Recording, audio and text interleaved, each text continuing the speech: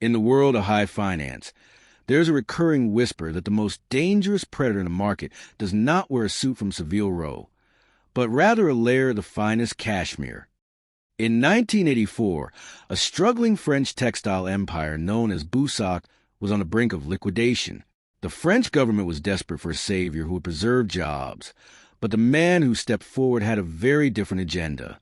Bernard Arnault, a young real estate developer, acquired the entire conglomerate for a symbolic £1, promising to revive the industrial heart of the company. Instead, he systematically dismantled it, selling off every asset except for one crown jewel that the rest of the world had undervalued, the house of Christian Dior. This ruthless maneuver earned Arnault his nickname, the Wolf in Cashmere, and marked the birth of a strategy that would redefine luxury as a scalable industrial force. As we begin our forensic deconstruction of Louis Vuitton Moët Hennessy, I want you to focus on one specific number, 75. It is a number that represents both a peak of achievement and a potential point of failure. Hold that number in your mind as we peel back the layers of this €86 billion machine. The evolution of LVMH was not a linear path of organic growth, but masterclass in aggressive consolidation. After securing Christian Dior, Arnault set his sights on a larger prize. In 1987, a merger occurred between the champagne and cognac giant Moët Hennessy and the leather goods house Louis Vuitton. The union was intended to create a defensive wall against hostile takeovers, but it quickly devolved into a bitter boardroom war between the heads of the two founding families.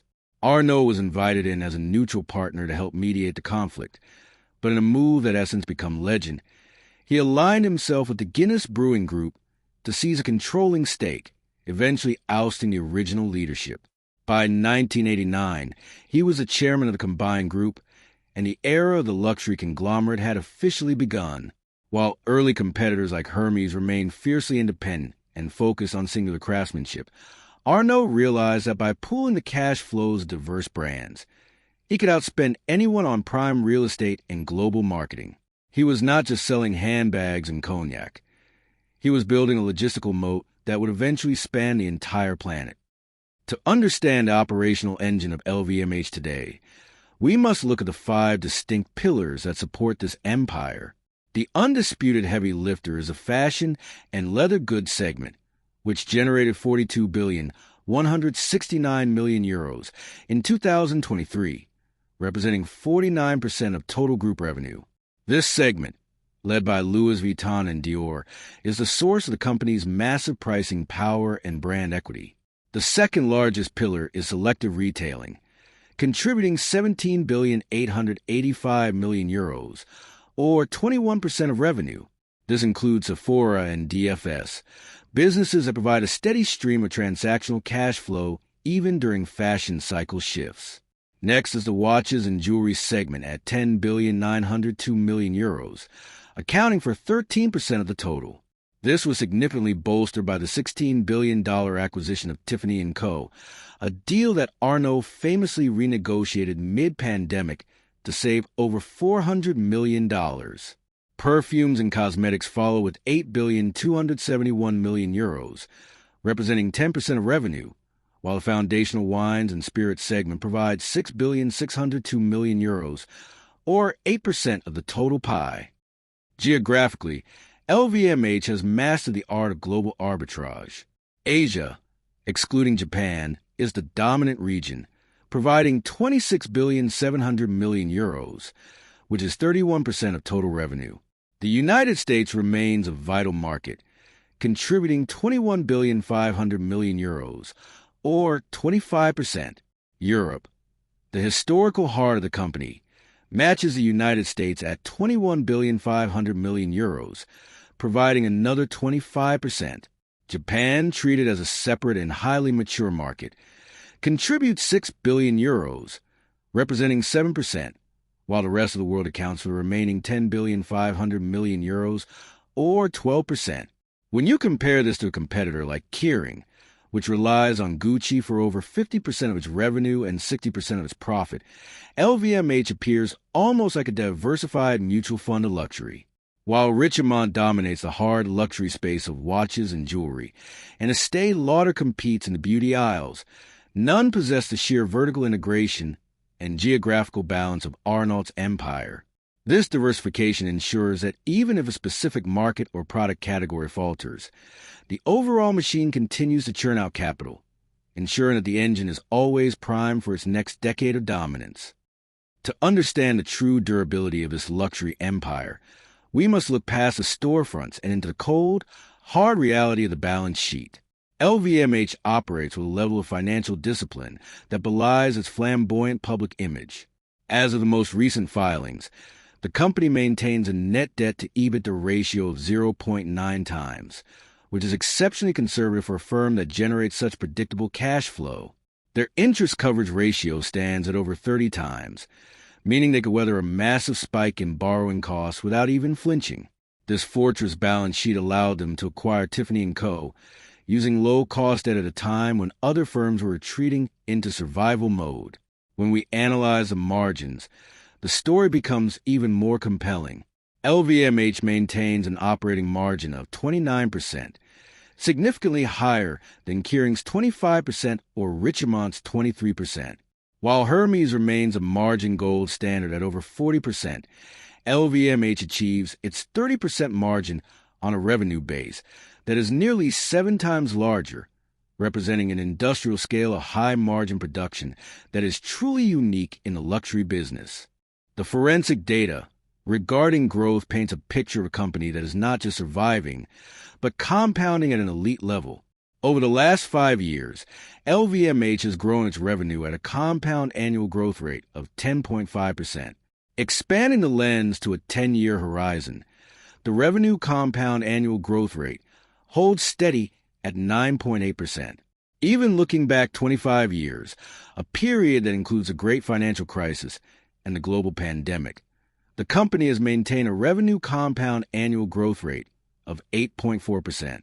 This is particularly impressive given the context of the 1999 to 2000 period, where the company was undergoing a massive restructuring to integrate its new acquisitions. The free cash flow story is even stronger, reflecting Arnault's obsession with efficiency. The 5-year free cash flow compound annual growth rate is 13.2%. The 10-year rate is 11.5%, and the 25-year rate is 9.6%. This indicates that LVMH is consistently becoming more efficient at converting its luxury sales into cold, hard cash for its shareholders. For the dividend growth investor, LVMH represents the quintessential dividend fortress. The current absolute payout stands at €13 per share. When measured against the free cash flow generated by the business, the payout ratio is a very sustainable 33%. This is a hallmark of a conservative management team that prefers to leave plenty of room for both reinvestment and unexpected economic shocks. The current dividend yield hovers around 3%, which is historically high for this behemoth. The 5-year dividend compound annual growth rate is 16%, reflecting a massive post-pandemic boost.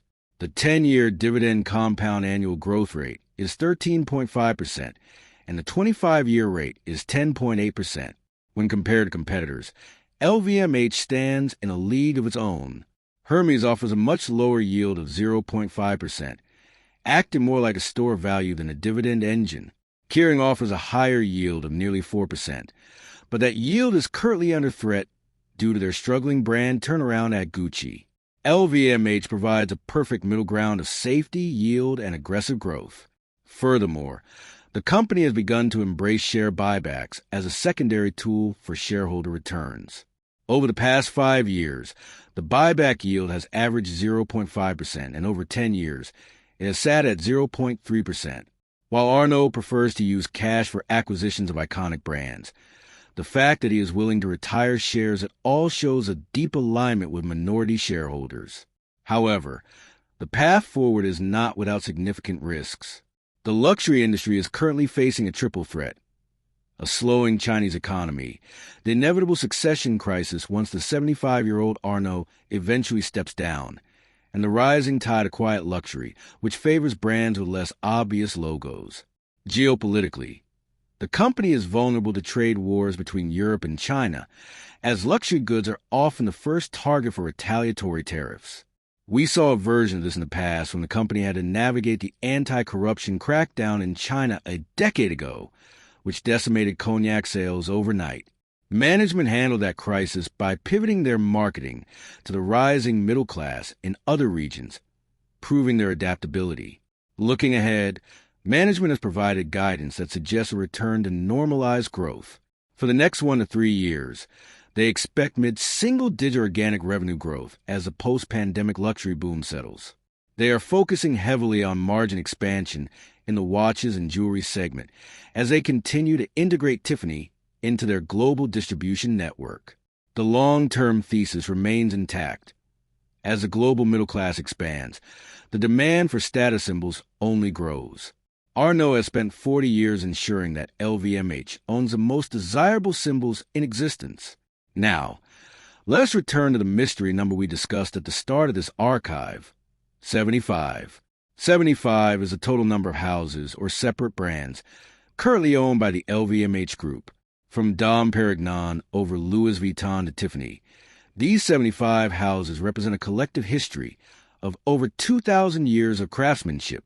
Arnault's genius was realizing that while fashion is fleeting, these 75 houses are permanent fixtures of the human desire for prestige. For the CASJ verdict, we must be cold and calculated. LVMH is a premier dividend growth asset that rarely trades at a deep discount, but the current market reality has presented us with a rare anomaly. At the current share price of €462, the mathematical equation shifts dramatically in favor of the aggressive accumulator. The enterprise value has compressed so significantly that the free cash flow to enterprise value yield is now cresting above 5%. In the world of forensic finance, a luxury monopoly of this caliber yielding over 5% in free cash flow is no longer just fairly valued. It is severely dislocated. Furthermore, at €462, the absolute dividend of €13 per share now translates to a forward dividend yield approaching 3%. This provides massive downside protection and a phenomenal starting yield on cost that is practically unheard of for Bernard Arnault's empire. We have shattered right through historical entry ranges. On the weekly technical chart, the stock has capitulated and is trading deeply below its 200-week moving average, a psychological washout that historically only occurs during generational macroeconomic panics. When the financial headlines are screaming about a total collapse in global luxury spending, that is the precise moment the emotional tourists panic and the forensic investors acquire. You are no longer waiting for a margin of safety. The margin of safety has arrived. LVMH is not just a company.